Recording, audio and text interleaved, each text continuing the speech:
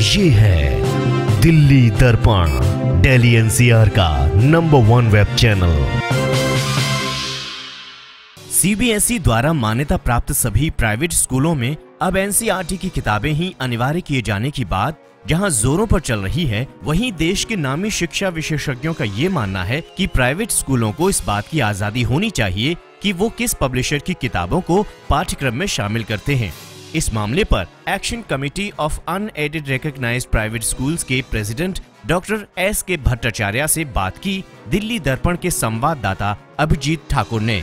सरकार के आने वाले रेगुलेशन के मुताबिक हर प्राइवेट स्कूल में जो सीबीएसई से एफिलिएटेड है उसमें अब एनसीईआरटी की बुक्स ही पढ़ाई जाएंगी और चलाई जाएंगी। इस तरह का एक रेगुलेशन आ रहा है, उस पर हमसे बात करने के लिए इस वक्त एस.के. भट्टाचार्य हैं जिनसे हम बात करेंगे। सर, आपकी इसमें क्या ओपिनियन है कि एग्जैक्टली होना क्या चाहिए?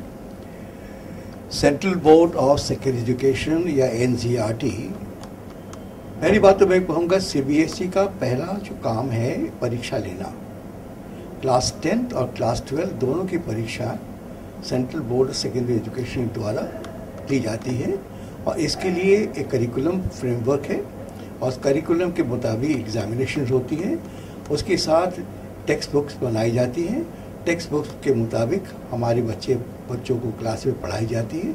अगर टेक्स्ट मटेरियल में किसी प्रकार के रेस्ट्रिक्शन ला गई और मान लीजिए उन्होंने ये कहा कि एनसीईआरटी बुक्स के अलावा आप किसी दूसरी किताबों को आप पढ़ा नहीं सकते, इसका मतलब है कि टीचर के ऊपर आप एक पाबंदी लगा रहे हैं।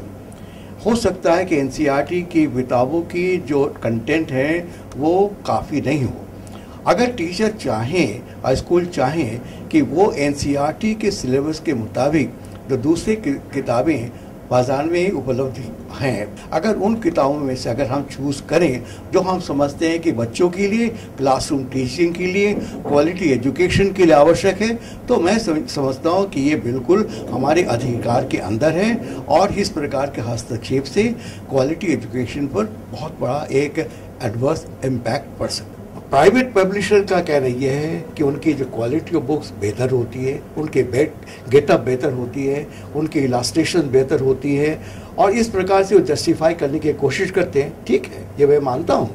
अगर उनकी क्वालिटी अच्छी है, उनके पेपर क्वालिटी अच्छी है, उनकी बाइंडिंग अच्छी है, उनकी इलास्ट्रेशन अच्छी है, उनके कॉस्ट को ज़रूर कवर करने का उनका पूरा अधिकार है।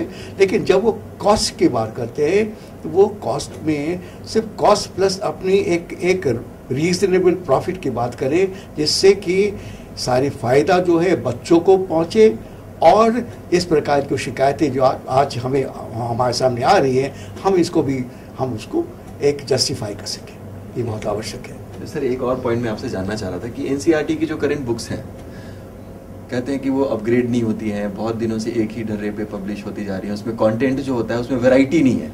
मैं तो कहता हूँ कि जब प्राइवेट पब्लिशर्स और एनसीईआरटी बुक दोनों अगर बाजार में आती हैं, एक फेयर कंपटीशन होती है और इस फेयर कंपटीशन में अगर एनसीईआरटी के किताबें बेहतर हैं तो स्कूल वाले एनसीईआरटी के भीतर किताबें ज़रूर लगाएं, किसी की कोई आपत्ति नहीं है।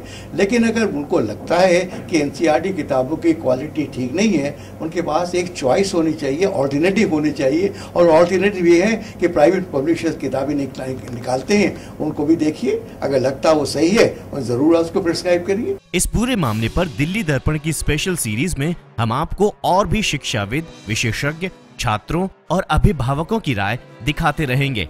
इस मुद्दे पर अपनी राय देने के लिए आप हमें संपर्क कर सकते हैं या फिर इस वीडियो के नीचे कमेंट सेक्शन में भी हमें अपनी बात बता सकते हैं।